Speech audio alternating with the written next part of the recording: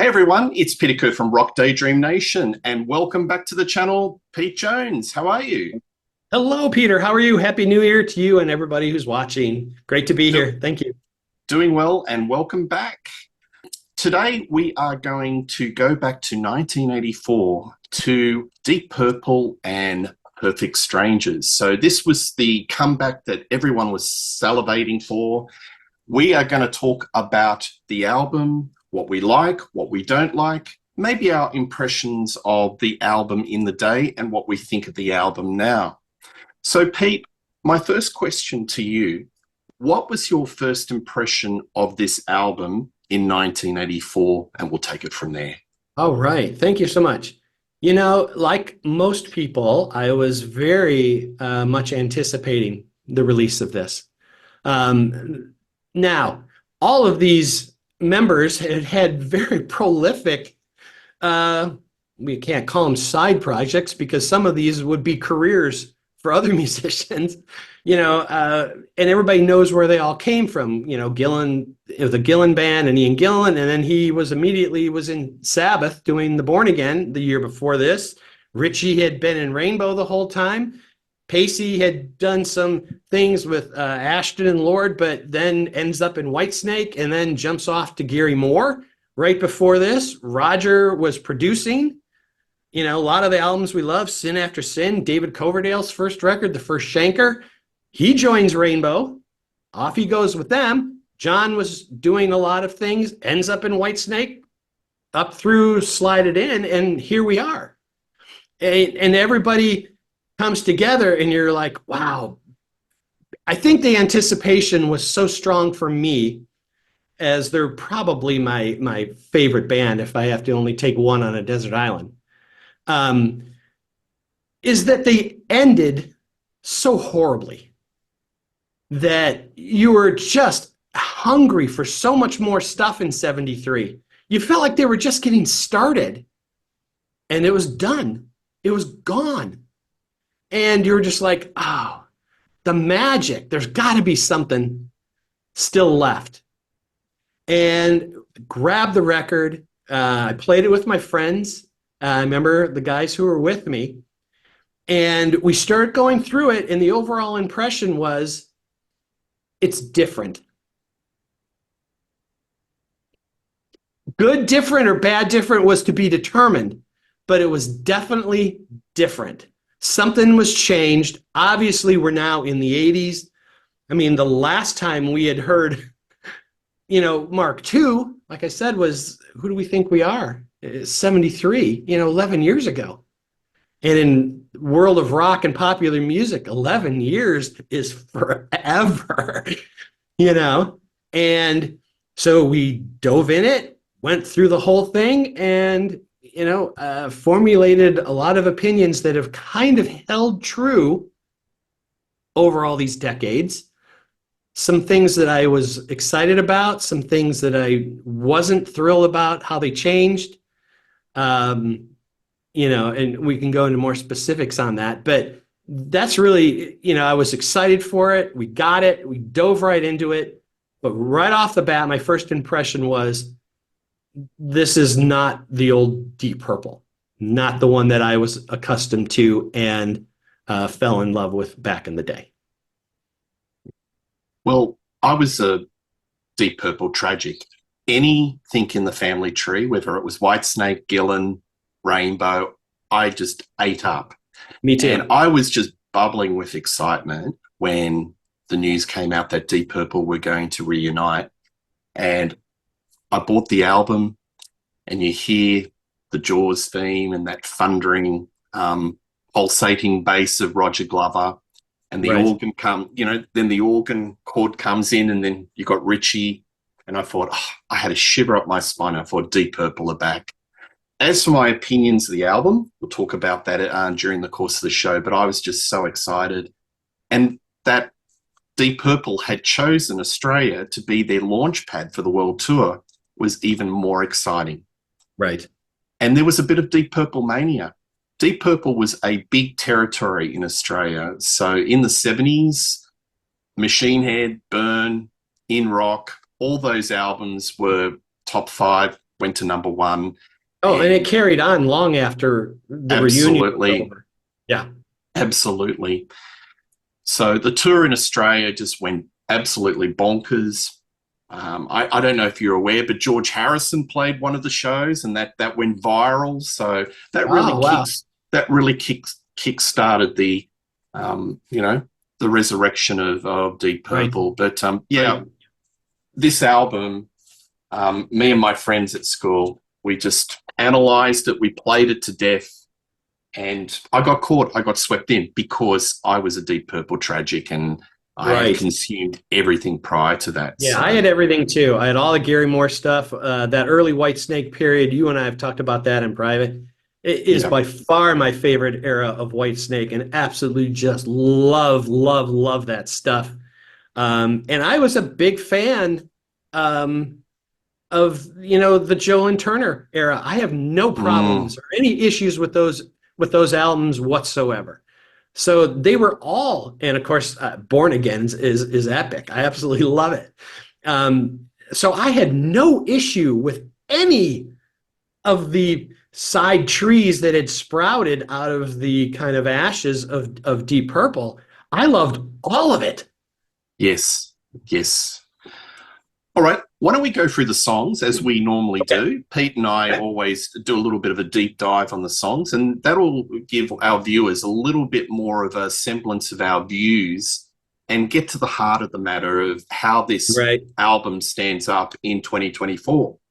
So, Knocking on Your Back Door was the first song, the first single. There's the single that I picked up. Oh, very cool. Now, this is quite a long song, Pete. So to Yeah. play it as a single means you have to chop out a major part of the song. So on radio, they played the full version, which is all fine and dandy. But when you get the single and you play it, it's a little bit disappointing because Right. it's a bit jarring where they take out a major part of the song. So over to you. Tell us your views on knocking Yeah, your back door. and like you said, there is no mistaking the brilliance of the beast, as he calls it. That glorious John Lord Hammond sound. It's just one of the things that is the most appealing to me of any instrumentation in any rock band I've ever heard. It's just home. It just is Mm, comforting. The thing that once it comes in, of course, this one was produced by Roger, which is a change not from Roger, because obviously like I said, he'd produced a ton of stuff and he did the Rainbow records as well. So, I mean, he was producing like crazy, but it's new for Purple because we had gotten used to Martin but there is no Martin here.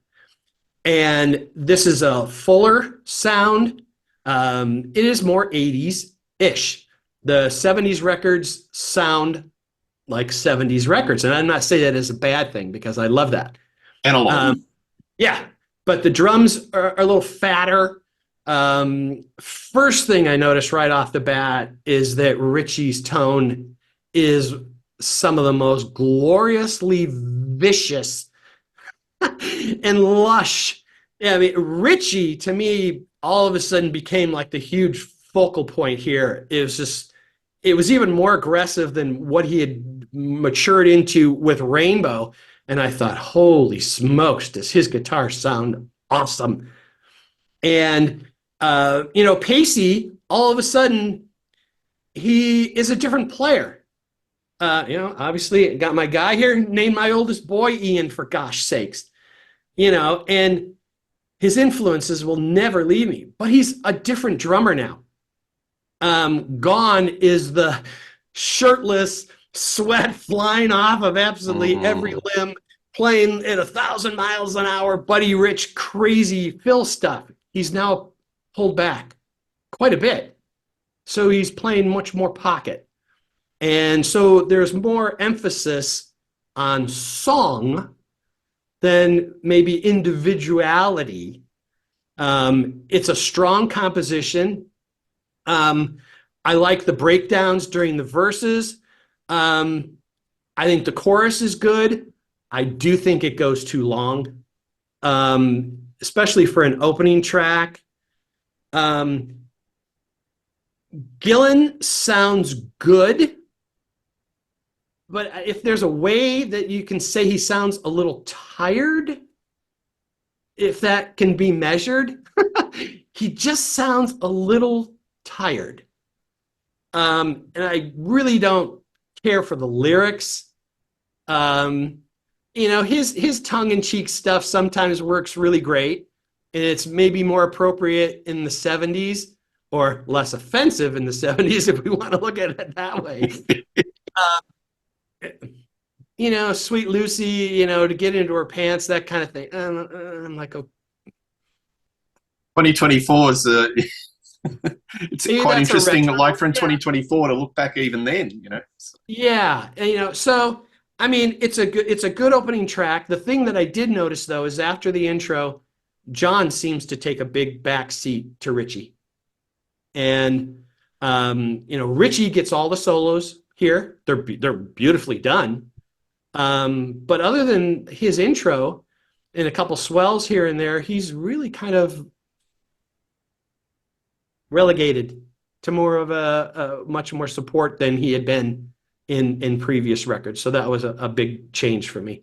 I just think it's too long for an opener, but it's a good track. I used to play it in the clubs all the time with the bands I was in. So it's fun to play. Yeah. But it's a good track. I think it's a cracker of an opener, and Deep Purple have got a track record of putting great opening tracks either in the vinyl age on side one and side two. So when you hear the introduction, yeah, as I said earlier, Deep Purple are back. Richie's playing on this song it sears. When he does that guitar solo, it's sort of like it's fatter tones and it's got just massive cut through. He's like ramped it up because the last album he did was Bent Out of Shape, which was kind of pop metal, which I don't mind, but he's got the Deep Purple hat on and he's really ramping it up. So it's got a lot of cut through. I think Deep Purple were a very happy family. I think Ian was, how should I say, very social. Because I've seen lots of photos. You look at the inner serts of the photo, there's a lot of photos of him having a smoke, being at the bar, having fun. Right. I really think that sort of dictates the tone and the lyrical content of this album. So with Knocking at Your Back Door, would he do this sort of lyrics with Steve Morse and Infinity where he's more darker, introspective, older? No. That was a moment of time that I think he was, excited that we were all back together.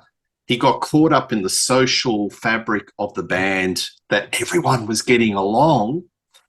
And he's written a song where you look at it, it's a lot of nonsense. Right. And to be quite frank, I think he was still maybe imbibing while he was writing it because you read it, it's a lot of codswallop. But it's still a fun song. You forgive the lyrics, and musically, it's just top notch. And I think it's sort of like a snapshot in time when the band were getting on. They were very social. They're just happy to be, together. And this song is a really bright and bubbly reintroduction to Deep Purple that, hey, we are back. We're making a little bit of a statement. I agree with you with Pacey. I think Pacey, since Whitesnake in the early 80s, changed his drumming to be a lot more economical. Less fills, more in the pocket, servicing the song. So all of those drum fills like Speaking and, like Youthful No One were long gone. Yeah, long gone. So he definitely was stripping back his style into something that was very economical. I think it was a combination of a couple things, Peter, because I'm still trying to find the actual reference itself, but I did remember reading his interview in one of the early Modern Drummer magazines right around that time, Whitesnake, Gary Moore era. He has implied that there was a period of time where what we could all attribute to a writer is writer's block. he said all of a sudden one day he was playing and the idea didn't translate to his hands. And he said something was different. And his playing from that point on was totally different. And a lot of it was economical, so he could play longer. And obviously, it served him well. He's well into the late era of his life, and he's still playing. And he's always going to be great, and he can always pull it out when he wants it. But there was a change that all of a sudden the flashier playing, those all of a sudden they didn't work technically. They weren't matching. So he changed his mentality, and you can't go wrong with a drummer who sits in a pocket and plays great. There's nothing wrong with that. I mean, he's still the case. But there was something that did kind of happen though during that era that changed how he focused on his drumming. Yeah. He hits the skins really hard on this song. I've been playing it, listening. Out of all the tracks on this album, this particular song, he absolutely bashes it. You can hear it. It's really, really hard. Well, it's a good tempo that allows you to kind of get a little bit of wind up on it. Yeah. So I'm not sure what the sequence of how they recorded this. Was this the first track that they laid down in Vermont? But maybe if it was the first, he was just excited and really just went for it. Roger Glover's production, I'm always a little bit sort of iffy. It's a little bit meat and potatoes. It's not flashy. It's a little bit middling. I don't think I'm not a huge fan of Roger Glover, and I sort of think if this album was in the hands of a different producer, how much better it could have been. Right. But despite the limitations of Roger, I still think the material is very strong. But anyway, this is a great song. Lyrics aside, it got played on Australian radio. I don't know about America, rock radio, but it was on for a little bit. Yeah. And one of the reasons we put it in our set list in the late 80s, even 87, 88, when I was out playing every night, we put that in. It responded well. People knew it. Yeah, absolutely. Yeah. Okay, so the next track is Under the Gun. So Ian's getting a little bit of socio-political on this album, a little bit of social commentary. So what do you think of this song? This one, right off the bat, it's got more energy. Tempo is going to contribute to that, but I felt like the riff is a little more propulsive. Gillan seems less tired. He seems a little more aggressive. Richie is just spitting fire on this, and but again, we are now 2 tracks in, and there is no organ solo. And the choruses are very short. It's more verses, and the chorus is just this tiny little snippet, and then back into it. And vicious soul, like I said, and then they come into this little classical break, which to me is very Rainbow-like. This is Richie with his, slide doing Beethoven's Ninth and, that kind of thing. And then quickly flips, goes right back into it. And it drives. But to me, the track is more reminiscent of Rainbow. Gillan is amazing on it. But I wouldn't be out of the realms of possibility to have this had Jolyn Turner sang it if it had been in the Rainbow camp. So from a composition standpoint, 2 tracks in, these are 2 tracks that you don't really have an equal or a parallel on the previous discography with Mark II to say, here's kind of a lineup. These are 2 separate compositions that are different than what would have been on their earlier material. So they're perhaps an outrider. place. Yeah, they're in two different place right now, at least through the first two tracks for me. Yeah. Well, the only a couple of points I'll add is Roger Glover's bass is a little bit funky, so he funks it up a little bit, which is a little bit different for Roger. Roger's always been a very straight down the line type of bass player. He's So, also really high in the mix. a little bit more keyboard in the mix of this one too. A little bit. So, where John's doing the keyboard stabs, sort of as a counterpoint to the guitar. I like the lyric. It's a stronger lyric, so I think maybe Ian wasn't so hungover today, and he's writing a strong lyric, and got out the exercise pad, and okay, Right. let's compose something. So it's a much stronger lyric, less throwaway. I Right. think it's a pretty strong number two, because you not only you need to have a strong opening track, you've got to have a strong number two track that hooks the listener in. Right. I want to finish this side, Pete. So It's perfect length too. A little over 4.5 minutes. It's the right length. It's a concise composition. The suggestion is that not only from a sonic standpoint, but maybe the addition of an outside producer can add someone with that independent ear that can work on an arrangement, or maybe let's do this chorus 2 times here instead of once. And Martin was famous for kind of not getting into those weeds. His job was to go, mate, I think you got another one. Let's run it again, or that's not as good as it could be. And that was Martin's strength. And that's what was so great about him, because I still think compositionally Purple put together their stuff on their own. So he wasn't like Martin's a bit of an enigma, because I tell you what, he has done some outstanding production on albums, but then he's done some albums where I think I get the feel that he's just sat in the chair and done nothing and let the band do it. Like I'll give you an example, like Come and Get It. I think he just sits back or Love Hunter on one of those early Whitesnake albums where he just sits back and goes, "Oh, David, do your thing."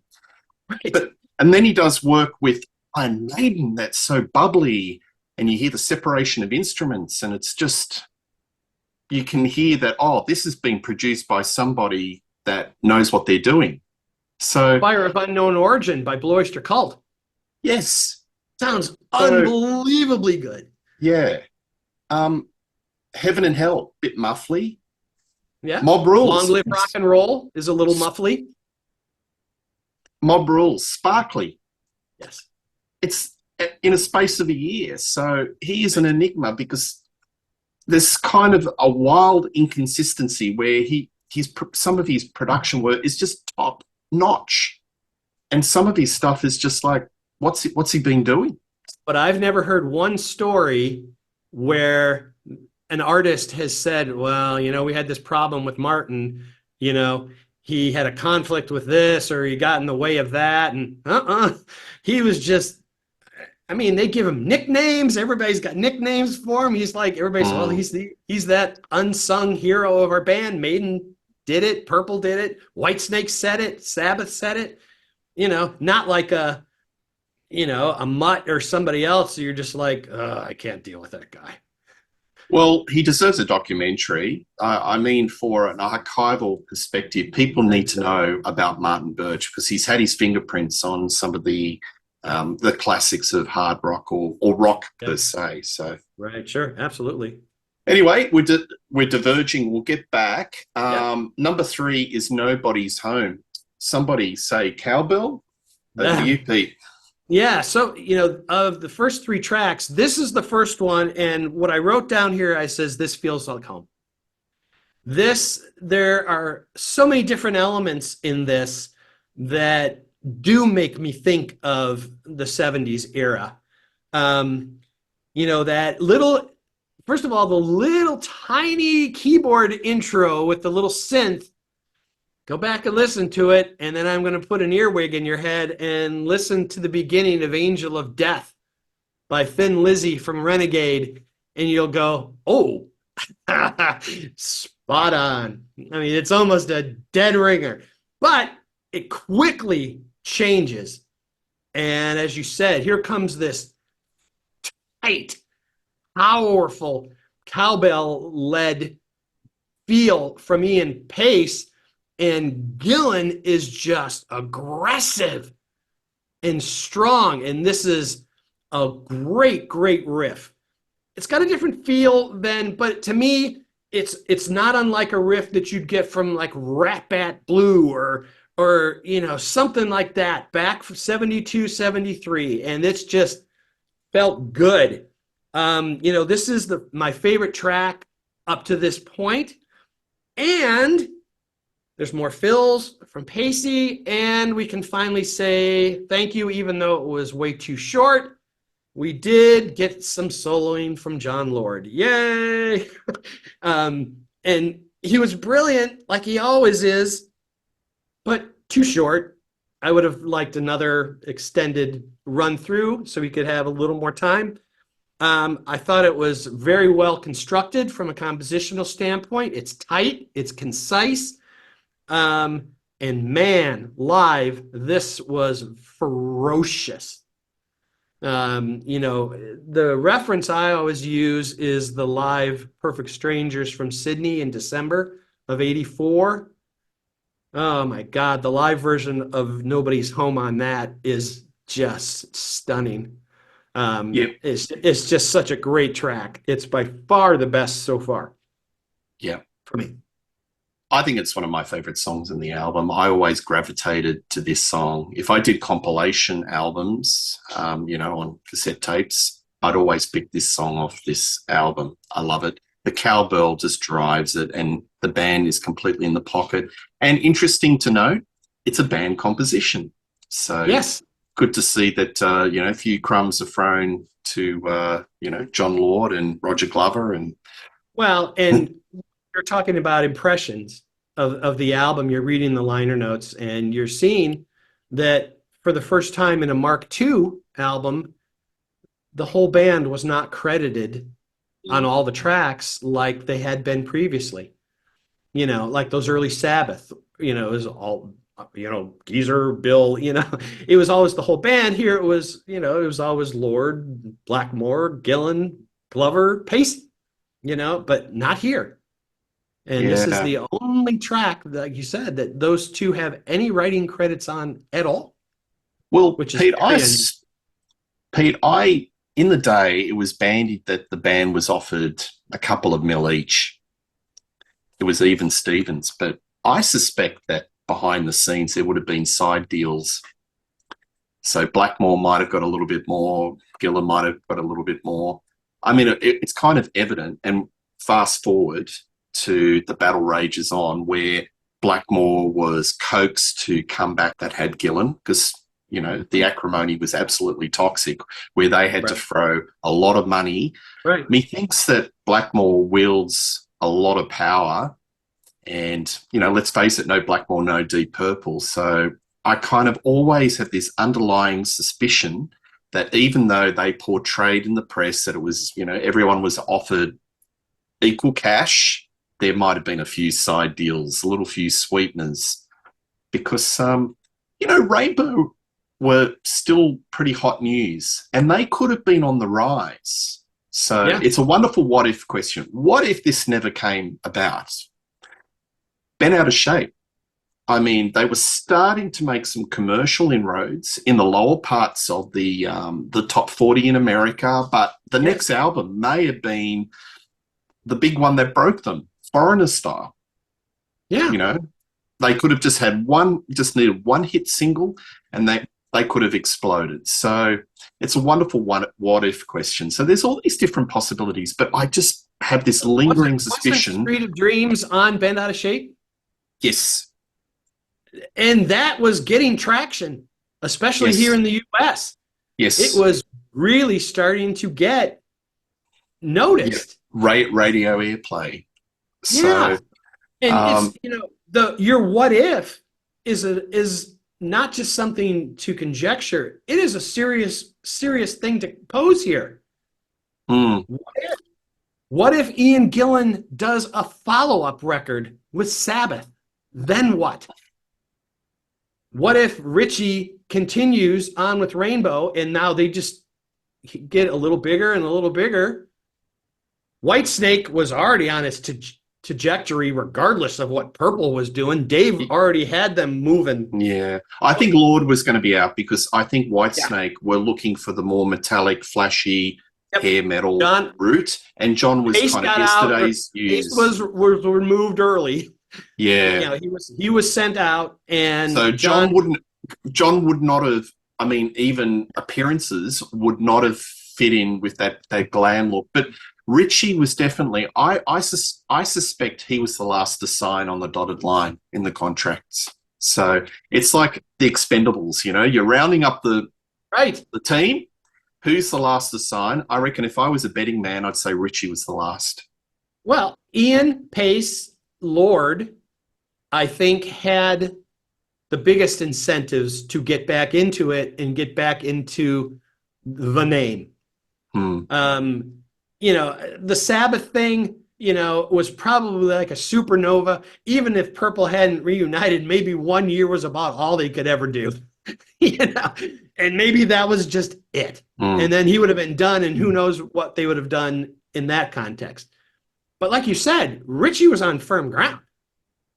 Richie was like, okay, all right. I mean, but there had to have been some incentive. Yeah, I agree because that's his band. That is his band, Rainbow. So why would he jump ship to go to a band where he's gone from a dictator or who runs the show to a band where there's a certain amount of democracy? So there's got to be some sort of a little bit of extra incentive. Yeah, fly on a wall on that conversation. Yeah, absolutely. That would have been really anyway. important. I agree. Nobody's home. I think it's a cracker. Right. Mean Streak. You know, this is a really cool song. But to me, this sounds like it could have easily fit in with the Ian Gillan band. This was something that, you know, Ian had explored, you know, on some of his great stuff. So this one sounds a little bit more like it came from his camp. And we get finally, you know, I'm keeping track of the seemingly most, you know, innocuous things, but we really kind of get his first scream. You know, we've gone, you know, it's Ian Gillan. You know, and we're in the 80s. There's screams all over the place, you know, and we finally get one, and you're like, oh, okay, that sounds like home. You know, John's really strong on it. It wants to swing. It's right on the edge, but it doesn't quite capture that strange kind of woman, you know, that lilting, shuffly swing. It's appropriate, and it's still swinging, but it's just not quite there for me. Close but no cigar. Yeah, and this one, I think, more than anything, really needed Lord to just come in and just flail on a solo here, and we don't get that. And then the sad part is this, it's finally during the fade out that Pacey kind of takes the restraints off, and all of a sudden you're like, oh, keep turning it up because he's doing some really tasty stuff. It's a good song. It's got a lot of energy to it. I didn't like it as much as Nobody's Home, but it fits with the other two opening tracks. And like I said, it felt familiar. If Ian Gillan's band had done it, it would have worked. So I think it's a good song. Well, that's an interesting take about the Ian Gillan band. I'm thinking of Colin Towns going just bonkers and that jazzy piano and McCoy and great shambolic band they were. I think this is very Purple sounding, 72, 73. I can imagine it.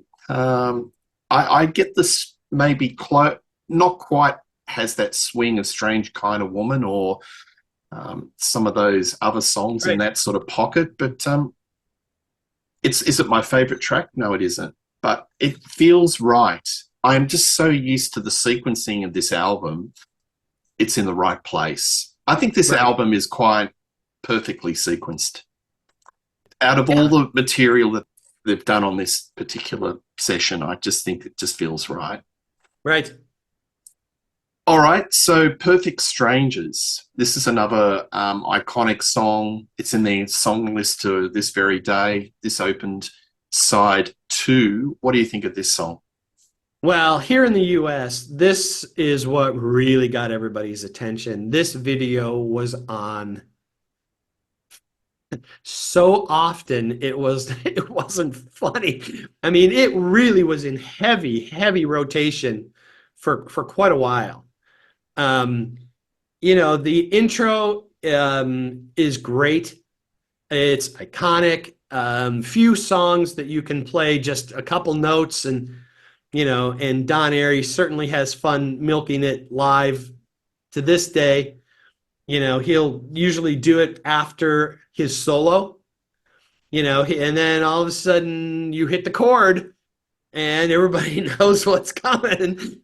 Um, and it's kind of got a drony, I don't want to equate it too much to Kashmir or something like that, but structurally, it kind of has that sense about it, and it's just this driving do through the whole thing with just these chords, and and I think the breakdown riff is very classic in classical style.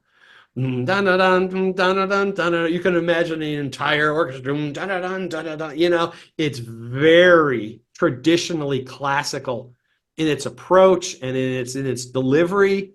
And then in a nice kind of editing and composition touch, you get the 1 bar of 5 where he finishes the lyric before it turns back around and starts over again. And it's obviously a concert staple. It's everybody who goes and sees Purple waits for it, because they know that they're going to play it.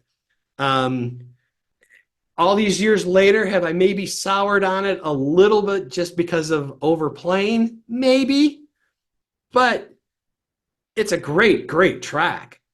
And it's not about solos. It's not about individual, flashes or anything. This is so compositionally focused.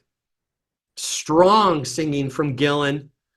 Um, and, it just, that groove when they break into that and it breaks down is just something special about it. And it just really works. It's a great song. I think it's the best song on the album. I think it's my favorite song. I think it holds up really well in 2024 years. It shows Richie's love for the what Martin Popoff calls the Egypto chords. Yeah. So, I mean, Right. Jimmy Page created the whole thing with Kashmir, but Richie took it to a new level. Stargazer, Eyes of Fire. There's so many other songs in that sort of wheelhouse where Richie has taken the Kashmir but put his own spin on it and explored it. And this is probably one of the best. It's probably up there with Kashmir in his exploration of those Egypto chords. Yeah, his solo on the studio version of You Fool No One is steeped in that. It's soaking and dripping with it. Yes, yes. I love the video. I think Yeah, it I just do too. shows all the band getting together. And I mean, lyrically, it's interesting because you know why they called it Perfect Strangers?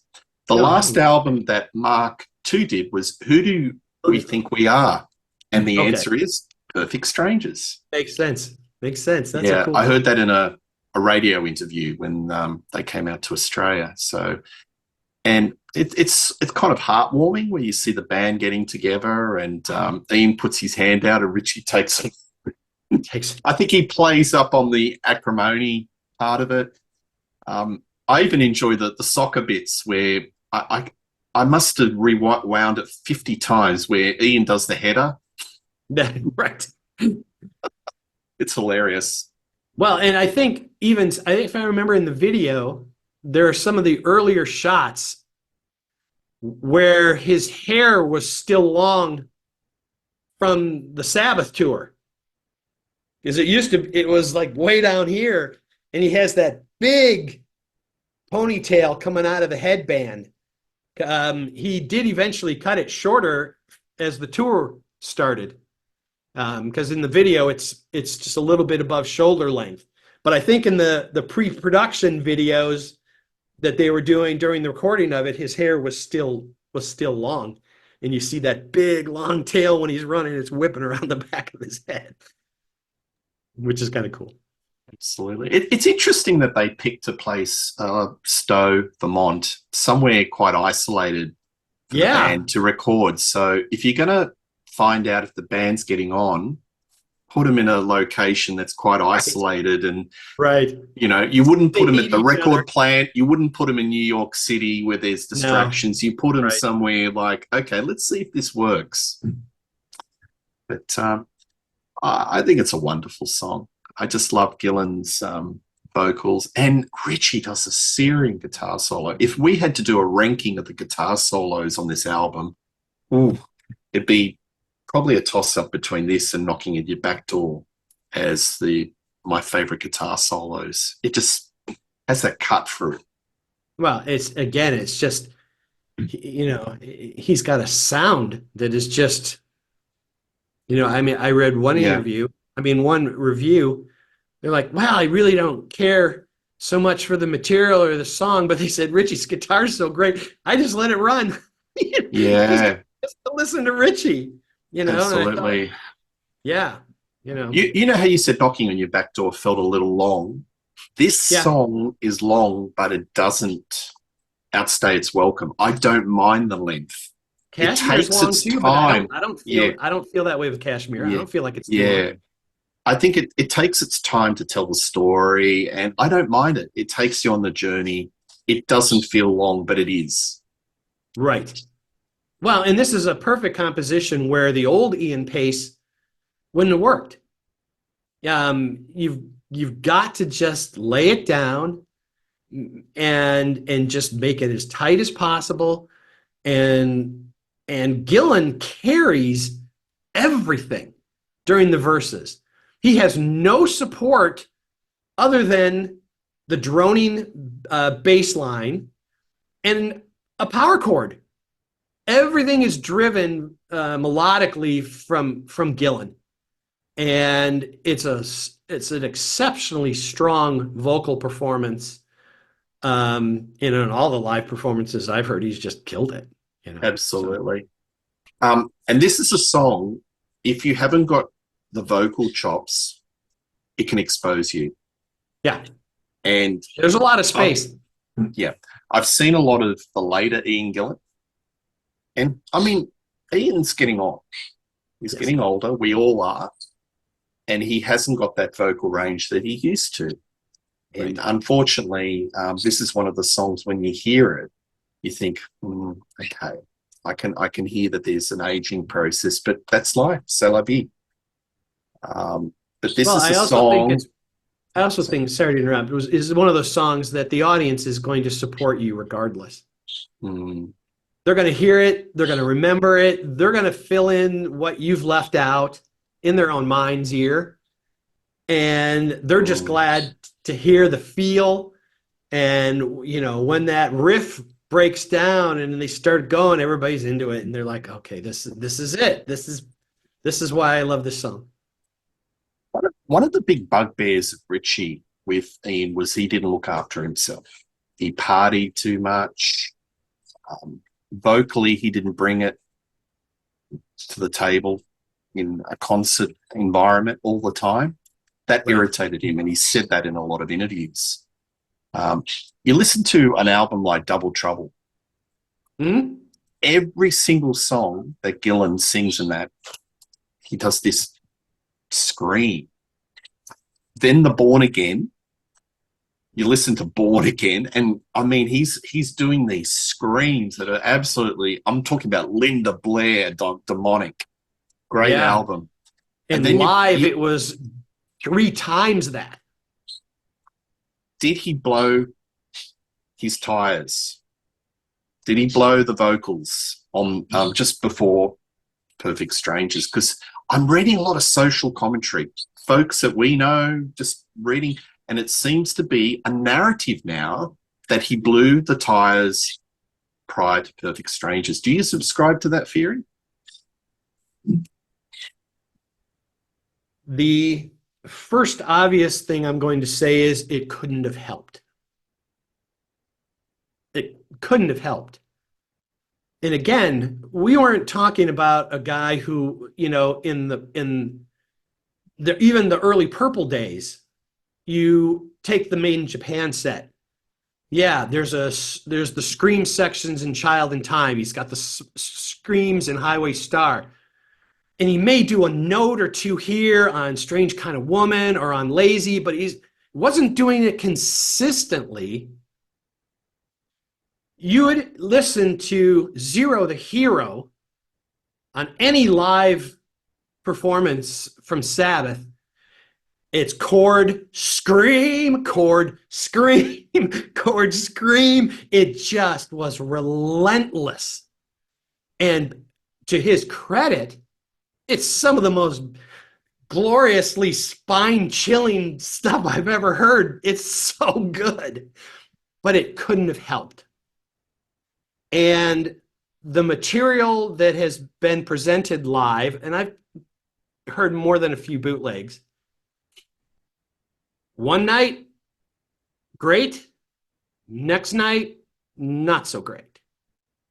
And that is a change for him, because as one of my 5 favorite male singers of all time, one of his key attributes was back in the 70s, and I've heard a zillion bootlegs from 69 through 73. And he was always good. Always. Now, was he younger? Yes. But,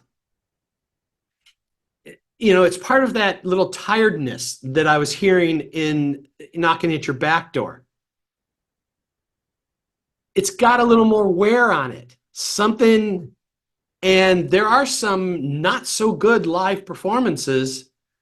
Now, we don't know, was he ill? I mean, those kinds of things. All that stuff affects a singer way more than any other. A drummer can play with 103 fever. Who cares? Singer with a bad throat is a singer with a bad throat. But we go back to that Sydney show in December of '84. He is very strong. But he's not... It's the start of the tour. It's the start of the tour. But he's not screaming near the consistency or with the power or the range that he did when he was in Sabbath. So, look, long answer. Short answer is, yeah, it had to have affected him. It had to. And by House of Blue Light, there's some very iffy stuff. Nobody's Perfect. The live album that they released from that is awful. It's just dreadful. Yeah, I don't know how that passed the pub test. It would have never even been released. All right, A Gypsy's Kiss. What do you think of this song? This is one of my favorite tracks. I love the hard driving, and this is a classic riff. I mean, it's just, and here's where I love the wordplay. John Wayne, the Alamo, Crazy Horse, Geronimo, I'm jumping off the cliff. His lyrics on this are really fun. And, the band is just super tight. And this is one of the few songs so far where we get a unison riff between Lord and Blackmore. Both of them are riffing at the exact same time. The songs previous, for the most part, Richie may be riffing with John comping. underneath it. This is the much more old school Purple, we're all doing it together, Mm. Yep. and the unison punches between John and Richie are very Burn-like.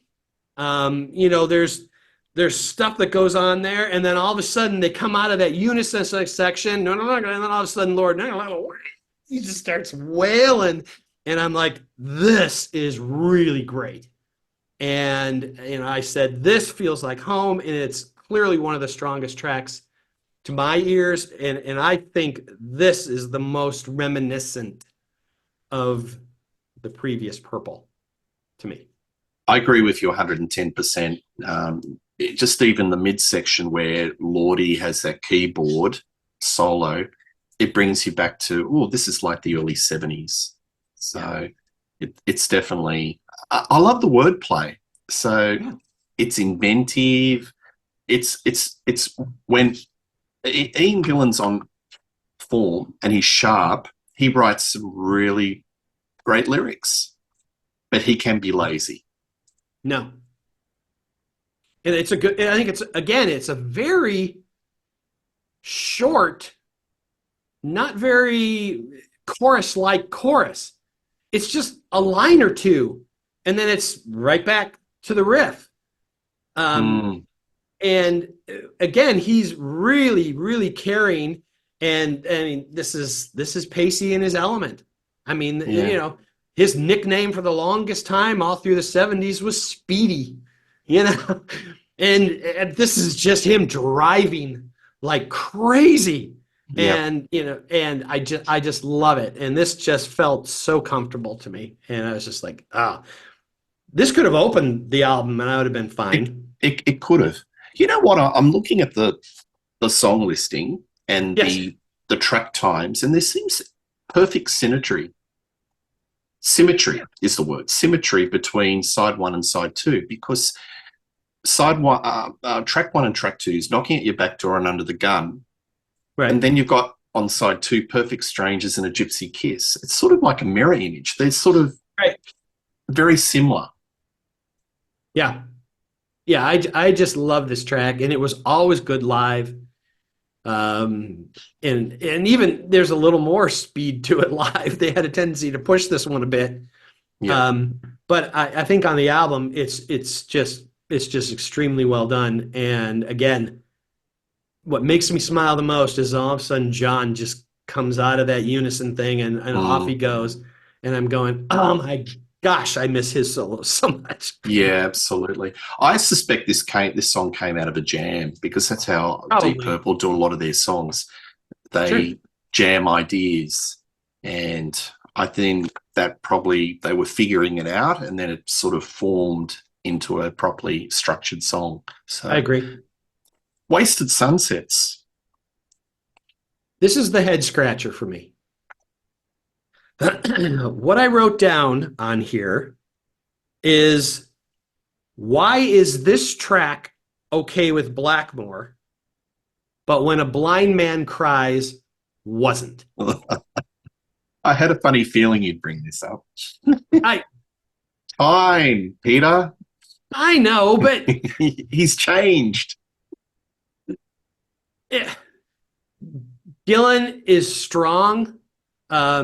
It's classic Gillan. I don't know. I love When a Blind Man Cries, and that's why I brought it up, because Richie was notorious. He's like, I don't want it on there. It'll ruin the record. And it wouldn't have. It would have just given it an extra piece of diversity, which would have made the album even stronger, in my view. Yes. But it's 1984 now. And, to me, this is the most 80s sounding track of the album. I mean, Blackmore's playing is exceptional on it. But it's an 80s version of Deep Purple. And I guess, say obviously, duh. But it's a good track, not one of my favorites. But they felt like they needed to put it in because I think during this time it's fits. Yeah. Well, I'm going to go contrary on you, Pete. I love this song, and this is Okay. probably my third favorite song on the album. And I've seen this song played live with Morse.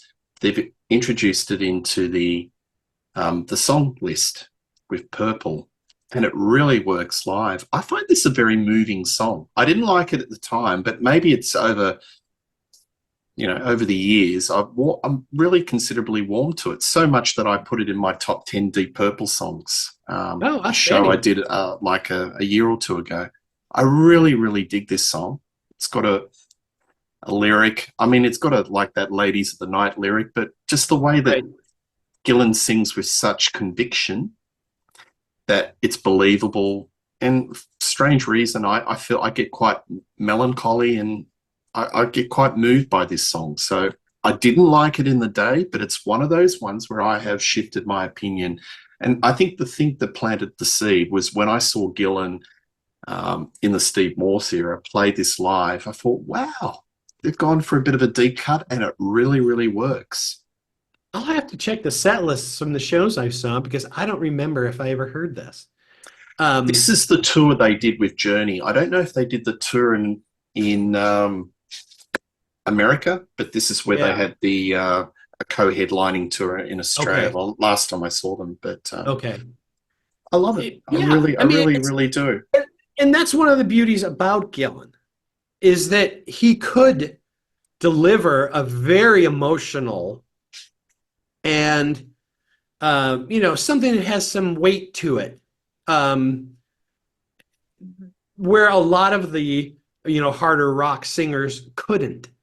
You know, Mm, um, and he was really good at that, and he's always been good at that. And even as he aged, the things that were more in his natural wheelhouse vocal range wise always came off so authentic. Um, mm. and I don't know what it is. I was just kind of surprised. My first reaction, I guess, was is that how did it end up on the album based on Yeah, their history? And that's, but yeah. that's, after the fact. So Do you think your opinion of this song has actually shifted since that first listening? Has it been pretty well wedged that it's not your favorite on the album? Have you kind of warmed a little bit to it? I'll always be more to the side of okay versus not okay, only because I love Gillan so much. Yeah. And he's one of those guys, he could sing the phone book and I'd be like, yep, Yes. Yes. I'm okay. Yep. Um, it it just seems kind of out of place. Mm, Maybe that's yeah. more than anything else. And I should probably just, judge it on its individuality. It just doesn't seem to kind of work. Um, especially after Gypsy's Kiss, I was like, oh, okay, we're going. Oh, wait, what? Mm. So maybe that's that. I'll even put it out there. I think they should have put it as a single. It may have stuck and got a bit of radio airplay as a ballad. Right. Um, so I love the tone of Richie's guitar on this one because you've got a very expressive lyric, a lot of melancholy, but Richie's tone matches the material. He's just playing within the confines of the song. I think what Rainbow did with JLT, the JLT era, was that Richie's playing was always servicing the song, not the Mhm. song servicing the guitar. Right.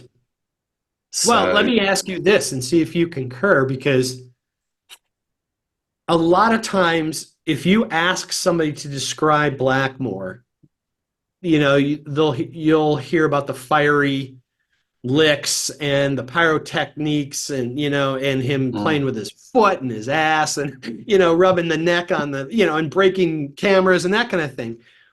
I would suggest that the one of the biggest elements of Richie that doesn't get the credit is how absolutely melodically based and legato he can play. it's the tone. It's the He tone, Pete. plays like a cellist. And I think he Yes. would take that as a great compliment. He Yeah. plays like a string player. I don't know if it's the scalloped fretboard of the Fender, the Right? Strat, sorry, but he has a tone that is totally unique. And if he put out new material tomorrow and I closed my eyes, I could identify, oh, Richie's got a new song. Right. I just can pick it up. To just place him in the world of the Shredders is so inaccurate because he could play so melodically based that you can sing his entire solos. Yes, Highway Star will forever be, but that's only a part of it.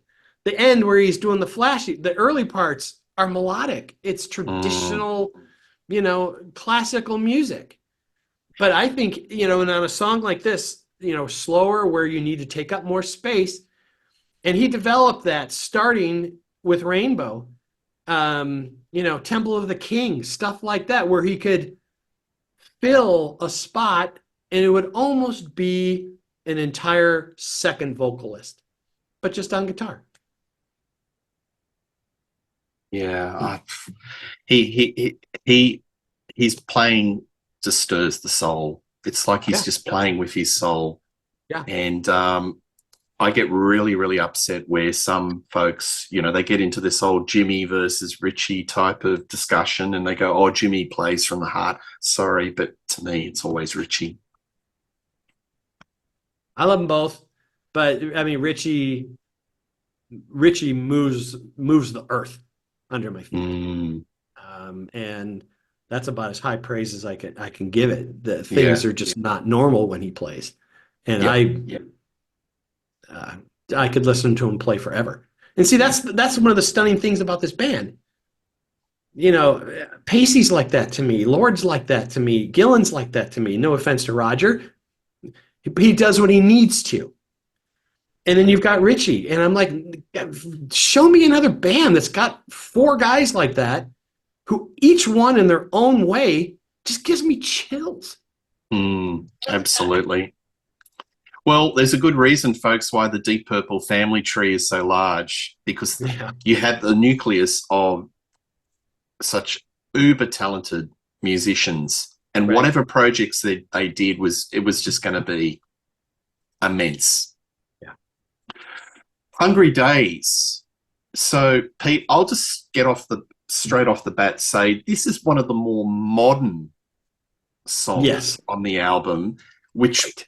is a kind of precursor of what their follow-up album would be, where they are dabbling in technology. What do you think of this song? Um, first, um, it does have a different feel to it than everything else on the record. Um, it's a combination of string synths with a short decay. Dun, dun, dun, dun, dun, dun, dun, dun, dun, it didn't speak to me much. I like, there's a section it kind of breaks down, and I'm like, oh my gosh, drum fills for me, and yay. um, But and I heavy was just, drum fills, really heavy. yeah, It's and sort I'm of like, crash bang wallop. yeah, and I'm like, oh, there he is. There's my guy, and um, it. I think it's perfectly placed as the closer on the original track list. I'm not going to get into the extra tracks. Mm, I think it's in the right spot. Um, the riff just kind of doesn't go anywhere. It's kind of almost on a loop, and it just kind of repeats. And it just kind of keeps going. Um, and Gillan sounds a little more rough on this. He's not as smooth. I don't think the melody on it is up to the previous songs. So this is my least favorite song on the album. And like I said, if it's at the end, then that's okay. If it had been in the middle, it might have thrown me even more. yeah, perfectly sequenced. I agree with everything you say. This is not my favorite. it kind of, there's a middle section where it kind of swings. A little You know, bit. yeah, a little bit, and then it sort of goes into this synthy sort of jam session. It's a bit Frankenstein. It's a bit patched together. It doesn't flow. It's a little No. bit. It doesn't flow like the other songs. I would have actually preferred if they had Not Responsible as the closer. I agree. That's a really angry, searing Gillan lyric, but for whatever Mhm. reason, that was the bonus track on the cassette, and they didn't include it in the album. So Yeah, and I love how they go back and forth between halftime and double time. It really creates some nice propulsion in a great kind of cleansing of the kind of similar riffs that they play through there. And I do think it was a better song, than Hungry Days ended up being. But you never know the politics as to why one's on and one it's not. well, I've got a theory. There's a swear Okay. word. Oh, that's true. That may be it. Yep. Yeah. Yep. So could you think the record company goes, hey, we can't put a warning label on the album because that will kill sales? Right. So I think that one word may have been the difference between it being on the album or not. So if That's a he good point. removed Yeah. that, then we have Son of Alaric, which is a lot of fun. I don't think it's essential. It's sort of it's kind of Blackmore figuring it out. It was on the I've got the 12-inch. I haven't brought it up, but that was on the back of the 12-inch of Perfect Right. Strangers, and Yeah, to me, that's like Ode to G, and it's the other figuring it things. out type. Yeah, it's just if it's tagged on at the end as an extra track or something. I Mm, mean, I'm never going to not enjoy them working stuff out or hearing them mm, work through things. Or like I said, they can play anything, and I'm I'm on board because I just want to hear them. I just want to hear them do yeah. stuff. Well, it's a Um, big bugbear of me where you get box sets and four of the five discs are usually crap, where it's the band just figuring it out and it's not interesting. right. Deep Purple, they're figuring it out. Demos and sessions are always interesting, and there's Yeah. always these little nuggets that hold your attention. And Well, and there's so many great, unreleased tracks, Painted Horse and Cry Free, mm, all those songs that didn't show up on proper records that you're like, man, that you find a spot, stick that yeah, in there because that's really cool stuff. And mm, you never know how much of that stuff's laying around or, mm, or what they're going to do with it or anything. I mean, look, mm. what is it, A200, right? It's just what it is. It's just a tag. Great solo though. Yeah, of course, it's Absolutely, for vicious. something that's got a throwaway, it's got a fantastic solo on that song. Hey, Well, yeah, Pete, it's 1984. It's 2024. Where the hell is the remasters for this album? I mean, I think they've spoken I about have to it. I read a presume that. rumor that maybe the tapes have been misplaced or something. Well, I was going to say, I think with Roger producing them, they'd have to own them. Hmm. I, I would I, really like to hear this remixed and remastered. Well, I think we both agree it's a solid comeback album. so let's do Purple to Purple. Where do you rank Perfect Strangers amongst the Purple catalog? I have put it in the top five. I think it's a really strong. Hmm. So I would put it as of today, because I've listened to it given a fair whack in the last couple of weeks. I'd probably maybe 7 or 8. Okay. What about you? I've got 12 different Purple records that I would put ahead of it before I would listen to Perfect Strangers. Made in Japan in Rock, Machine Head, Fireball Burn, Made in Europe. Who do we think we are? Live in London, the debut, Shades. I love Battle Rages On. It's a topic for another day. Stormbringer. I also love Come Taste the Band, and I would put those ahead of Perfect Strangers for me. There you go. So Well, it was great having a chat with you, Pete, and Pleasure's great mine. having. I tell you what, this went in a lot of different directions, but that's the thing. When you talk about purple, it can take you down all these different rabbit holes, and we covered a fair amount of rabbit holes. Absolutely. So you can see Pete on the Contrarians. Just type Pete Jones, the Contrarians, and all his shows will come up. Please click the bell for subscribe to Rock Daydream Nation. We are building a community. A lot more shows on Deep Purple this year, rock for that matter. Tell us what you think of Perfect Strangers. Is it your favorite Deep Purple album? Was this the great comeback album that all the Purple fans deserved? Tell us your views. We love reading your comments. But one thing's for sure, you'll see me and Pete doing plenty more shows in 2024. Nice to have you back, Pete. Cheers. Thank you, sir.